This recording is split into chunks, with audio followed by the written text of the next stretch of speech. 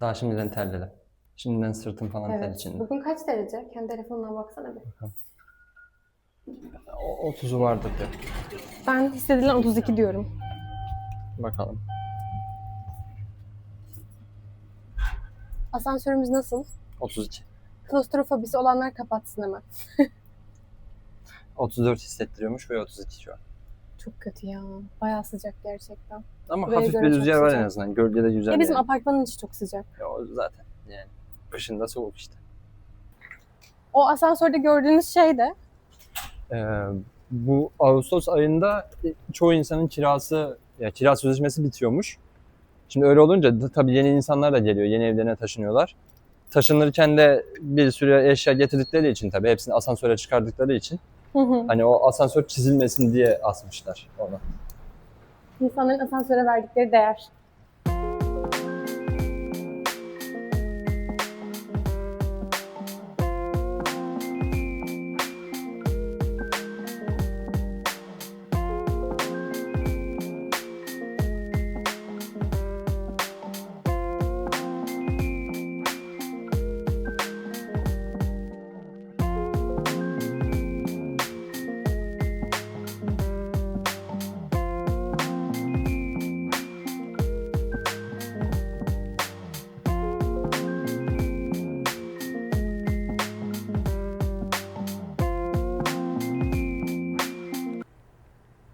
Nereye gidiyoruz Elif Hanım? Anlat bakalım. Nereye gidiyoruz? Buradaki Ömer'in bahsettiği diğer eyalete geçeceğiz, Gatineau'ya.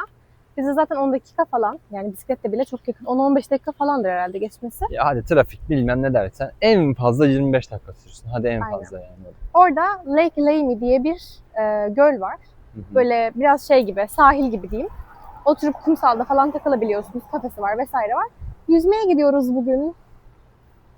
Deniz değil tabii ama yine Olsun. de yani ne Evet, yapalım. Ömer hiç memnun değil çünkü buranın suları böyle biraz sarı, göl olduğu için, tatlı su olduğu için. Ama tabii temizlik kontrolleri falan yapılıyor. O kadar da kötü değil bence. Bence de ama yine de Zaten deniz hava değil. çok sıcak olduğu için bayağı güzel gelecek. Bir de bugün rotamız biraz daha uzun. Bisiklet rotamız. Tabii. Yani 7,5 kilometre sadece gidiş mi? Daha fazladır hatta. Öyle bir muhtemelen. şeydir ya. Görüşmek üzere.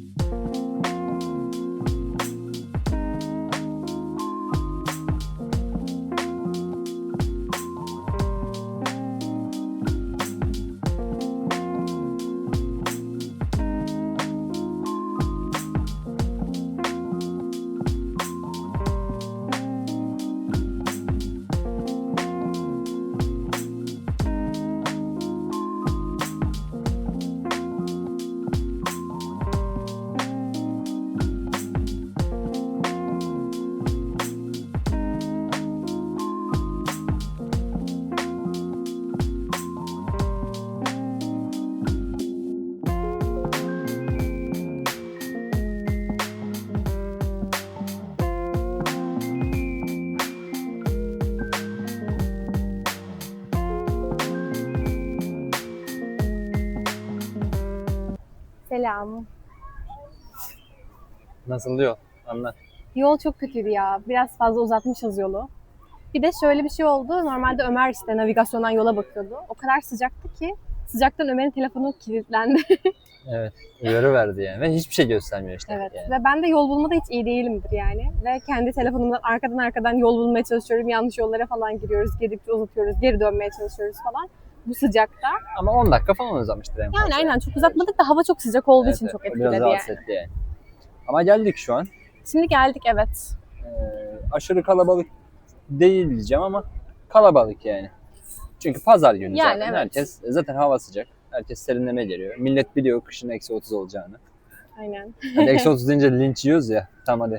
-20 diyeyim hadi. Onu bilmiyorlardır bu arada da işte yorumlar falan geliyor videoların altına işte yok en düşük -10 olmuş da yok bilmem ne. Yani bunun ekran görüntüleri bile var yani bizde de. Ya ekran görüntüsüne gerek yok. Haritaya yaz. Google'a yaz. Geçmişe yönelik hava durumuna bak görürsün yani. Evet doğru. Şimdi bugünkü planımız yüzeceğiz, çıkacağız, yüzeceğiz, çıkacağız. Sonra bir şeyler içeceğiz soğuk. Burada kafeterya var bu arada. Ömer'le bir şeyler alırken oraya da çekeceğim. Yine soyunma kabini, tuvaletler falan var. Başka neler var? Böyle piknik alanları var. Arka Duş tarafta. da alabiliyorsun galiba. Ya. Duş da var içeride. Aynen olabilir. Genelde oluyor zaten. Onun dışında oturma yeri var yine kafenin. Hı hı. Can kurtaran falan zaten var da. Yani burası işte Quebec eyaletine bağlı şu an Evet. geldiğimiz yer. Hani o yüzden şu an burada ana dil Fransızca ama İngilizce de biliyorlar. Hani biz Ontario tarafında bizim olduğumuz tarafta İngilizce ana dil, Hı hı. Fransızca da bilen oluyor. Burada tam tersi. Normalde biz böyle Ömer'le şey hayal etmiştik bütün yaz. İşte böyle yüzeriz, çıkarız. Sonra işte çok güzel her yer yemyeşil işte badminton oynarız ya da frisbee falan oynarız diye. Yani sıcaktan dolayı hiçbir şey yapasımız gelmiyor. Gölgede bile çok sıcak Aynen. ya. Şeydi yani bazen esmiyor. Hadi bak bugün mesela biraz esiyor da. Bu sefer estiği zaman da zaten o badminton'ı falan oynayamıyorsun. Yani. Aynen. Ya tabii ben böyle sıcak falan deyince işte benim annemler Muğla'da. Diyorlar ki işte 40-42 derece görüyoruz biz burada falan diyorlar. Tabii ki haklılar bu arada. Derece olarak biz o kadar şey görmüyoruz, sıcağı görmüyoruz ama nem bizi bitirdi yani Evet, bu yaz. nem çok fazla ya. Bazen 90'a falan çıkıyor yani. Yine Evet. yalan söylüyor diyecekler de çıkıyor. Haritadan bakıyoruz değil mi ona? Tabii canım onu hava Aynen durumundan gördük haritadan yani. bakıyoruz. Gece böyle akşam 8-9 gibi falan bir ara kontrol etmiştik. O zaman %90'da. Evet.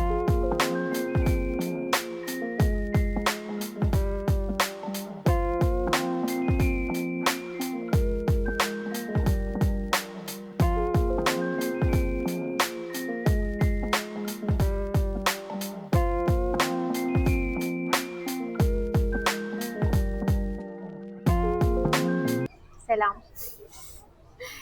Suyu beğendin mi? Suyu ben çok beğendim ya. Dışarısı hatta daha soğuk denebilir yani. Evet. Çünkü burada normalde sular bayağı soğuk oluyordu. Evet, Yani biz girerken çok zorlanıyorduk ve birkaç dakika falan kalabiliyorduk.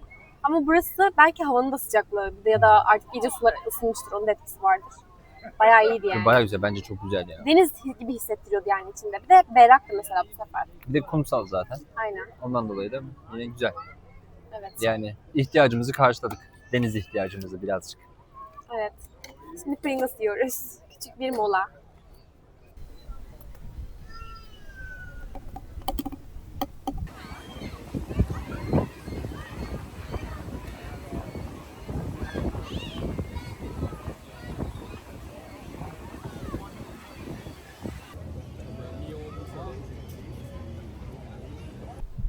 Biz daha önceki geldiğimizde burada yüzmemiştik bu arada.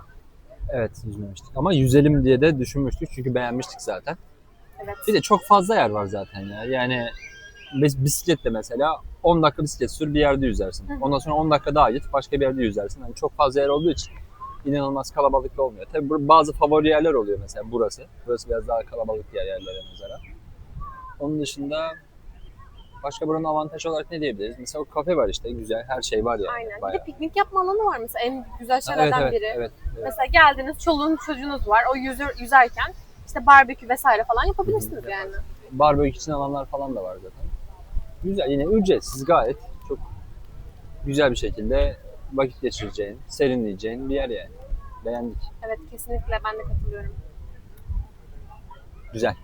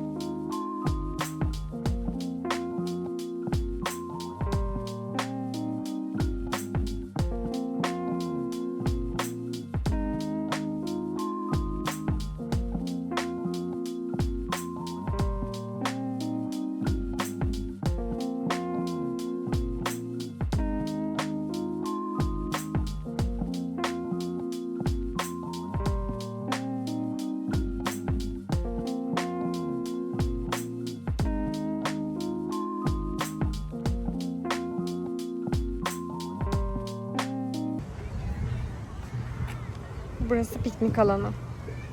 Hem çocuk parkı var hem de piknik yapabileceğiniz masalar var.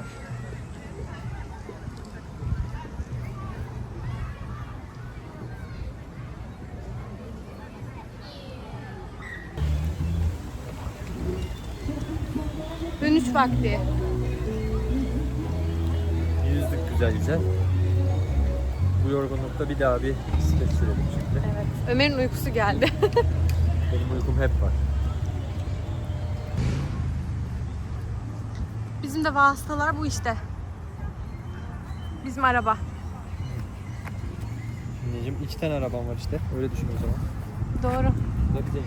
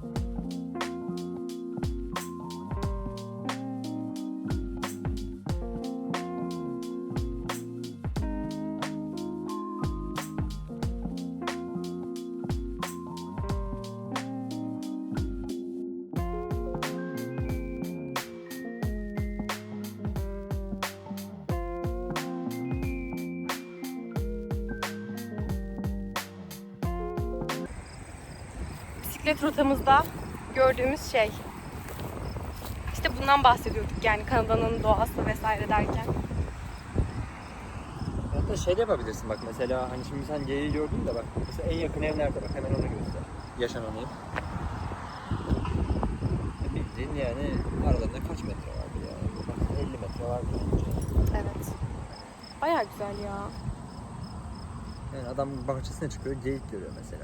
O kadar doğal. Ya belki de onun için evet çok normal bir şeydir. Tabii Mesela canım, bizim çok gördükleri kedi için, değil köpek mi? görmemiz gibi bir şeydir.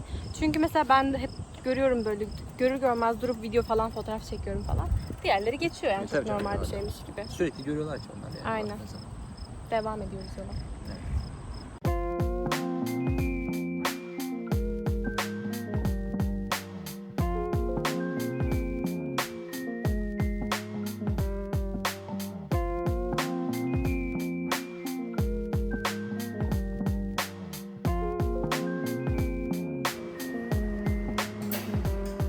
Bitik bir hale döndük.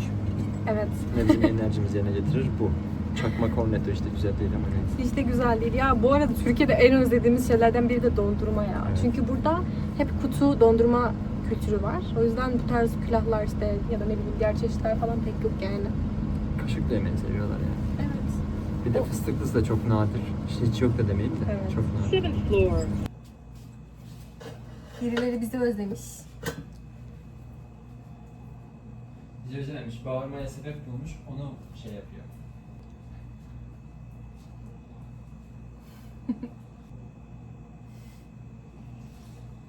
Güzel göbek. Thor.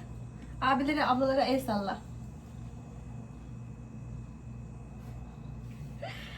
Şimdi bugün ne yiyeceğimizi gösteriyorum. Bir tanesi bu. Şöyle bir şey. Yani ne olarak geçiyor? 4 peynirli ama böyle boğum boğum yani. Şurada görselde görebileceğiniz gibi. Yani tam pizza gibi değil. Böyle koparıp koparıp yiyorsunuz. Biz burada bayağı bir donmuş pizza denedik bu arada. Çünkü yani güzel pizza yapan bir yer bulamadık. Bizim damak zevkimize göre pek yok. Yani Türkiye'de daha iyi, öyle diyeyim. Bir tanesi de bu. Bu garlic bread. Böyle. Bu Ömer'in favorisi. Diğer peynirli olan benim favorim. Pazar günleri genelde bu şekilde gezmeyi tercih ettiğimiz için ya da haftanın herhangi bir tane gününde diyeyim. O yüzden yemek yapmakla da uğraşmak istemiyoruz. Zaten şu an saat 7.30'a geliyormuş mesela. Yani ve biz evden 1'de falan çıktık diye hatırlıyorum. Bütün gün dışarıdaydık neredeyse. Ne ara yemek yapacağız da ne ara yiyeceğiz diye. O yüzden teras keyfi yapıyoruz böyle haftanın bir günü. Bu mutfak da böyle bayağı küçük bir mutfak olduğu için çok fazla mutfak araç gerecimiz yok bizim. Tabak çanağımız ya da ne bileyim işte o tarz şeylerimiz diyeyim. O yüzden sınırlı imkanlarla böyle her şey 2 kişilik falan. Misafir geleceğimizde gidip tekrar almamız gerekiyor. Öyle söyleyeyim.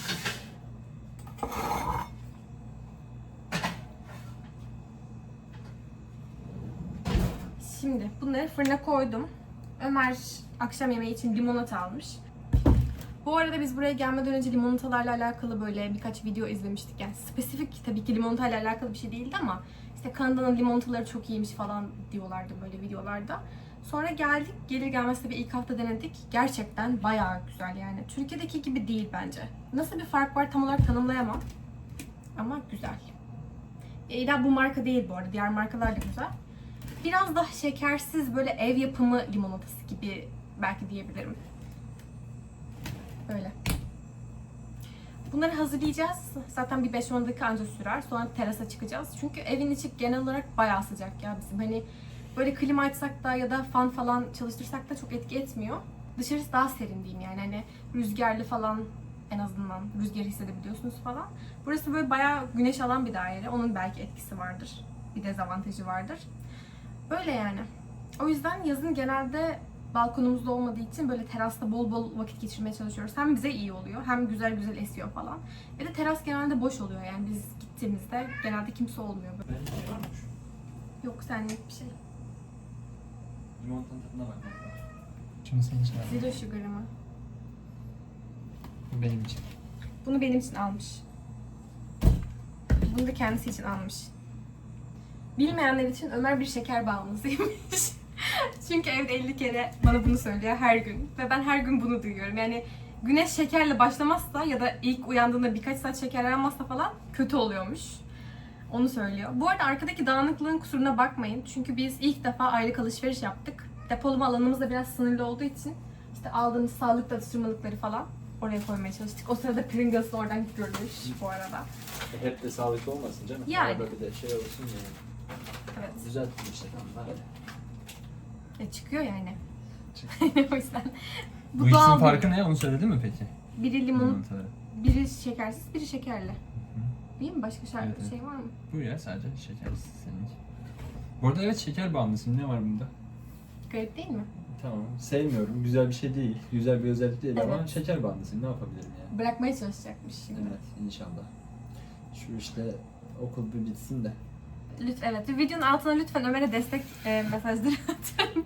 Çayı ve kahveyi şekersiz içebilirsin, şekersiz içecekler içebilirsin falan diye. Ha bir de bu arada hani sadece böyle yemeklerin yanında yediğimizden ziyade Ömer işte haftanın bir 4-5 günü falan işe gittiği için orada da ücretsiz içecekler, hep şekerli içecekler yani. İşte ne bileyim limonata var, işte, Sınırsız bilmem işte. ne Ona var. fountain drink diyorlar da burada şey var ya işte Türkiye'de Ikea'da var galiba. Sınırsız dolduruyorsun aynen, işte. sınırsız doldurabildiğiniz şeyler. Avrupa'da da var bu arada McDonald's'larda Var, falan. var. İşte Türkiye'de de Ikea'da var diye gördüm ben işte. Ay hiç bilmiyorum Ikea'da. Türkiye'de Ikea'ya gitmedim bu arada hiç. Ben İzmir'de gittim bir kere işte. Orada gördüm de. Ondan işte yani. Böyle. Terasta görüşürüz. Yemeğimizi yiyoruz gün batımına karşı. Evet. Garlic bread.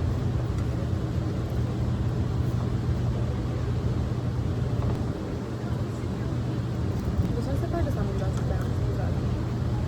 Türkiye'de garlic bread var mı bu arada? Var. Ama böyle değil.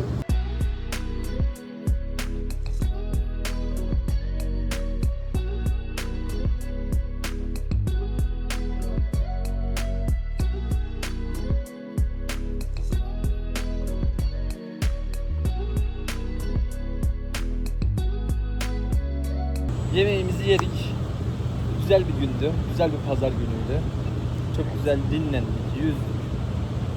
Biraz da yorulduk tabii yolda, bisiklette falan. Ama şimdi yavaş yavaş hava da kararıyor zaten. Artık evimizde sıcak değildir herhalde yani. Öyle düşünüyoruz. Evet. Bu şekildeydi. Teşekkür ederiz izlediğiniz için. Evet, teşekkür ederiz herkese destekleriniz için. Abone olmayı ve lütfen videoyu beğenip yorum yapmayı unutmayın. Bu şekilde.